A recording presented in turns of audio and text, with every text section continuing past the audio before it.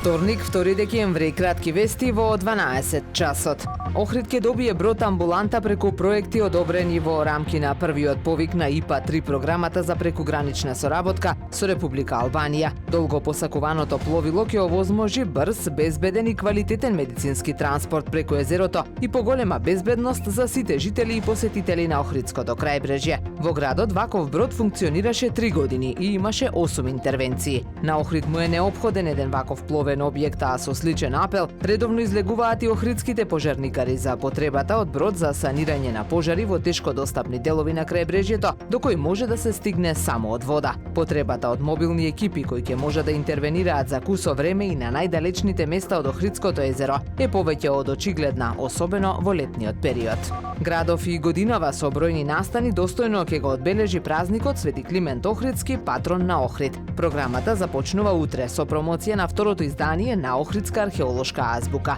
Предвидени се бројни изложби, промоции на книги, концерти, како и приредби на институциите што го носат името на Свети Климент. Свечената општинска академија ќе се одржи во понеделник на 8 декември од 19 часот во Катедралната црква Света Софија. СВР Охрид на работна средба со пензионерите од Охрид и Дебрца за превенција од телефонските измами за наводни сообраќајки. Целта е да се заштитат граѓаните од душевна болка, но и од барањата на сторителите да плаќаат пари за наводна помош при понатамошна постапка за членот на нивното семејство да биде ослободен од кривичен прогон. Веќе подолг период наназад регистрирани се чести случаи кога непознати лица преку телефонски јавувања на нивните фиксни или мобилни телефони се обидуваат да ги измамат граѓаните, представувајќи се како полициски инспектори.